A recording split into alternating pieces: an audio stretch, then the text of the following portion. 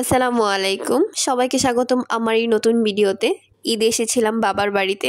অবশ্য আমার বাবা মা এখনই কেউ বেঁচে নেই, তো এটা এখন আমার ভাইয়েরই বাড়ি। তো হঠাৎ দেখলাম যে আমার ভাতিজা তাদের গরুকে গোসল করাচ্ছিল।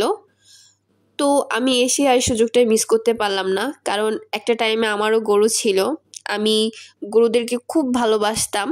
এমনকি ঈদের টাইমে আমরা যে ভালো খাবার খেতাম, সেমাই, পায়েস, এই জন্য গরুদের জন্য আমি ভালো ভালো ঘাস কেটে এনে দিতাম, তাদেরকে খুব যত্ন আদর করতাম। আর ঈদে সবসময় গরুকে গোসলও করাতাম। তো যখন আমার ভাতিজাকে দেখলাম গরুকে গোসল করাচ্ছিল, তো আমি সত্যি সুযোগটা মিস করলাম না। আমি ভাবলাম যে ওকে আমিও একটু পানি ঢেলে দিই।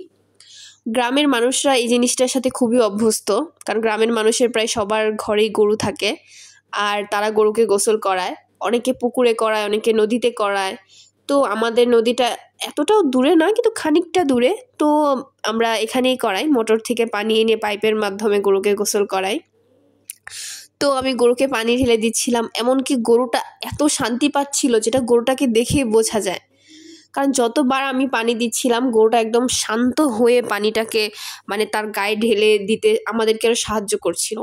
কিন্তু সমস্যাটা হচ্ছিল তখন যখন গরুটার মাথায় আমরা পানি ঢালবো, সে কোনোভাবেই মাথায় পানি ঢালতে দেবে না। আমি আর আমার ভাতিজা অনেক চেষ্টার পর তাকে ধরে অনেক কষ্ট করে মাথায় পানি ঢেলে দিচ্ছিলাম।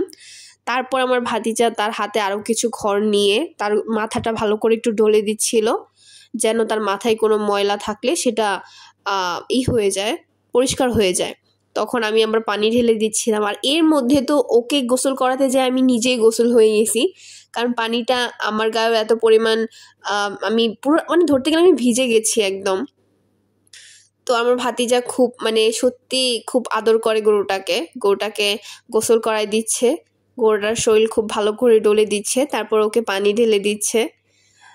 এদিকে আমরা গরুটার গোসল করানো দেখছিলাম। আর অনেক দিন পরে গ্রামে এসে সত্যি কথা বলতে এরকম গরু গোসল করাতে দেখে আমারও খুব ভালো লাগলো। যে বললাম যে আমারও গরু ছিল। তো গরুটা এখন মাথায় আর পানি ঢালবে না, তাই এসে আমাকে জড়িয়ে ধরলো। সত্যি গরুটা খুব মায়াবী, আর আমারও পুরনো কথা মনে পড়ছিল, তো আমিও গরুটাকে আদর করছিলাম। আর আমার গরুটাকে খুব ভালো লাগলো।